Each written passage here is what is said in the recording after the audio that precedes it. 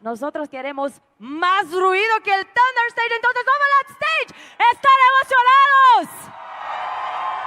¡Mira las pantallas! Están aquí ¿Quién está en el backstage? backstage. No los escucho, no los escucho.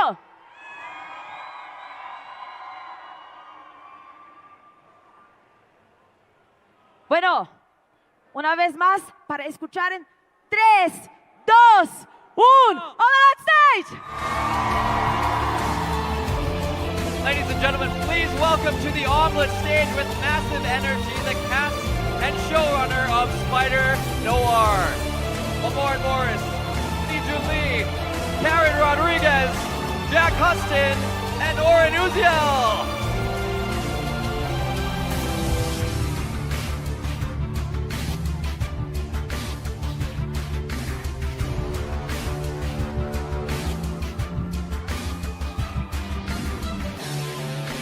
So, we should do a picture. Okay, so this is our camera. Let's get together and have a picture. Oh, Should we go back down? Should we go do this? I mean, Supposedly not, but I mean, the stage is yours. yep. Make some noise for the Spider-Noir cast! Por favor, ruido para el cast de Spider-Man Noir.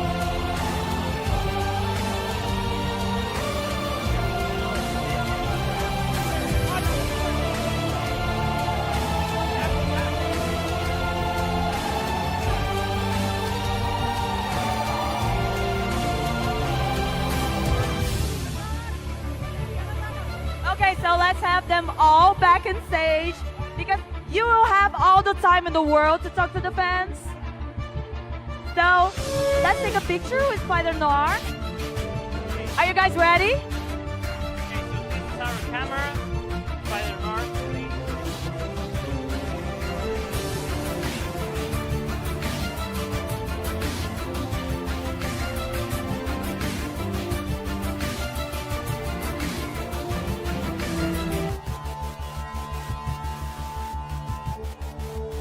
Hagamos algo de ruido para el cast de Spider-Noir.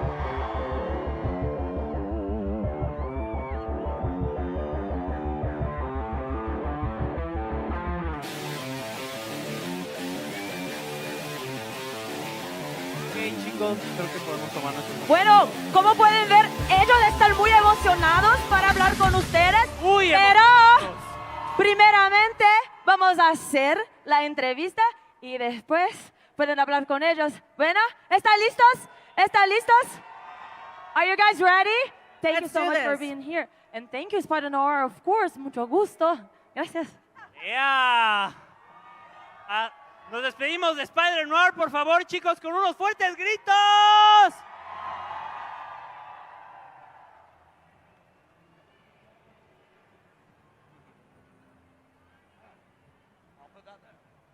What an amazing entrance, I have to say. Yeah. That was epic. Yeah, Thank you that so was much. So good, so good. Full of energy. So, Oren, bringing the Spider-Man Noir universe into a live action is a titanic challenge. How do you decide to maintain that very specific noir aesthetic without losing the essence of what makes the spider, and most importantly, how it was pitched to Nicolas Cage? Well, I kind of don't think you can't have one without the other. The spider exists in that noir aesthetic and in that noir world. And sitting down and pitching Nick Cage was like the greatest honor of my life. And it was the easiest conversation because he loves Spider-Man just as much as he loves film noir. So we just kind of geeked out on both things and talked about how we could create a whole new version of the character that no one's seen before. So it was just a blast. And Lamorne, I have to say that we all know you for making us laugh out loud. And here you play Robbie Robertson. So I was really curious to understand how was it for you to dive into this detective world and also with no spoilers. Can we expect some laughs here too from your character? Yeah, you know, I'll start with the latter question. Yes, you can expect humor. You can expect some laughter. But I think that's true to every, you know, there's humor in noir. You know what I mean? There's everything. There's humor, there's romance. I have 11 sex scenes in this. Yeah. I'm sorry? Full front, full back. No spoilers. Cheeks out. And I'm very powerful when I do it. But I think when Oren asked me to be a part of it, I got super excited because Robbie is a well-rounded character. What he wrote is someone who's so determined to get the scoop, but also someone who can roll his sleeves up, have a drink, and just kick it with his friends and have a good time. So when I read that, I immediately said yes, absolutely. And obviously it's Spider-Noir, so I said yes. I said yes before I read the script, I want to say. You still did it. I still did it, yeah. This is one of the greatest experiences of my life. So I think the fans will be overjoyed to watch. I am pretty sure they will, and thank you for the spoilers. Full ass out. Ass out. I think another character we're all excited for is who Li is playing in this project. Li, your character exudes that classic era of glamour, but as we know in this era, glamour can sometimes hide dangerous secrets and risky relationships. So could you tell us a little bit about your character and what it was like to perform and sing in this 1930s aesthetic? Well, we all love a femme fatale character, and I have to say that it was a character that it was the type of character that I've always wanted to play, and when the opportunity came, I just jumped on it. The chance to transform into the 1930s glamour, the luxury, the fact that Kat Hardy gets to wear these beautiful costumes and perform in that beautiful stage that you will see when you watch the show, it really has been such a treat. And yeah, it's just been an amazing honor. And guys, I have to say that we all can agree that you have such a huge chemistry. Like from the moment you entered the stage, I was like, what a huge chemistry. So Karen, tell us a little bit more about how was the experience of joining this group? How would you describe the experience of being in a production like Spider-Noir? I mean, it's been the joy of my life. I mean, truly, like, I think as an actor, you dream of jobs that are going to give you a couple of things. They rarely do, and these are the things. So it's like the people involved, a story that you care about. Go ahead and count it up. It's like a story that you care about, and also a character that you believe in, that you think is telling an important story. Oh no, that was a mistake. Now I hear my echo. But this job gave me all three. And I was pretty intimidated the first day, like going into. I'm gonna hold it. Help me. I'm gonna hold it. Just hold it right there. This is chemistry right I here. feel the chemistry, Hold it right exactly. there. This is love right here. Thank you very much. Thank you very much, honey. Hold it. But it's like this. Like I was very intimidated stepping on set, and then I stepped on set, and I was mostly faced with Nicolas Cage and Lamorne Morris, and it was just so fun. They made me feel like family, and it's the best work environment because then you can just be free to play, and I think that really reads in the show. Yeah. So Jack, you have a track on playing complex characters. In this series, morality is kind of gray. What was the thing that attracted you the most to Oren's vision for this project, and what do you like the most about Sandman? Well, first of all, it's the Sandman. I mean, come on, the fans love the Sandman, right? ¿Les gusta Sandman, chicos? It's a huge show. When I read it for the first time, it was incredible because I've never read anything like this. If you think you've seen Spider-Man before in the Spider universe, this is the Spider on the outside of this universe. It's something we've never seen before, all these characters. But the Sandman is a very complex, tragic, heartfelt rendition. I think in this one, he's going through a lot of conflict, as all of our characters are. And we're just really excited for you guys to see this, because No one's seen a spider like this. It's a special treat. So He's a pretty thank you all sexy- for coming out. He's amazing. Sexy Sandman. Queremos escucharlo, chicos. And we obviously can't talk about Spider-Noir without talking about Nicolas Cage himself, everyone. For all of you, what was it like to work with Nick Cage on this project? And did he kind of take the reins at all in terms of navigating this whole world of darkness we have here? It was quite literally a dream come true working with him. Not just because he's not just because you grow up watching him and you grow up kind of idolizing the man, but because as an actor, they say iron sharpens iron, and I feel like he is one of the greats that we've ever seen. And working with him was a lesson. I felt like I was in acting class all over again. Watching him make decisions, his choices are probably the most bold that we've seen in our business, right? Every once in a while, he would go full Cage, and I would light up like a Christmas tree. You know what I mean? And watching him make something out of something a line that might seem so generic, or not saying your writing's generic, but you know what I mean. And he would take it and turn it into something that you would have never imagined. And so for me, it was just one of those experiences where I felt like a kid again, and I was learning a new craft all over again. Yeah, he's like, I'm with Lamorne. Like, he's a legendary Hollywood actor for a reason, and you know, you're aware that he has 45 years of film experience. Is this his first TV show? Just so you know. But it is like acting with a master at the craft, and you feel that knowledge when you're opposite him. But he's also so sweet and kind and very generous with his knowledge, and I just felt very taken care by him, not just off set, but also in the scene. Like, he is unpredictable, but because he's so masterful, you feel very taken care of. He's like the safest scene partner.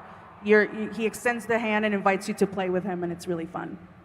So I want to know which of Nick Cage's movies left the biggest mark on you guys. For me, Face Off. Face Off. Conocemos Face Off, chicos. I mean, I recently rewatched it, and I was equally as impressed as I was when I was a kid. So, yeah. She just took mine, so I'm going to take Karen's.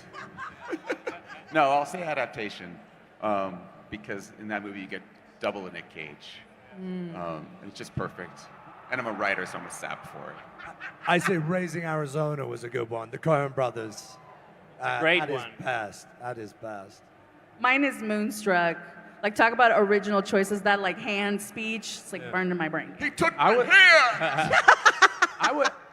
Because you said one that sticks with you, I would say Long Legs, because Oh, yeah. I can't sleep Tenemos after fan- watching that shit. I was like, that was one of the creepiest performances I've ever seen in my life. You see Mandy? Daddy. Yeah, yes. Tenemos fans de Long Legs por aquí. That's a great one, guys. But I mean, yeah, we all do love Nicolas Cage, but I have to say, Lamorne, you've come from great productions. I mean, your characters in New Girl and Fargo, they are, you know, unforgettable characters. So I would like to know how it was like to work in Spider-Noir in comparison to these other works. It may be in a similar way or in a completely different way.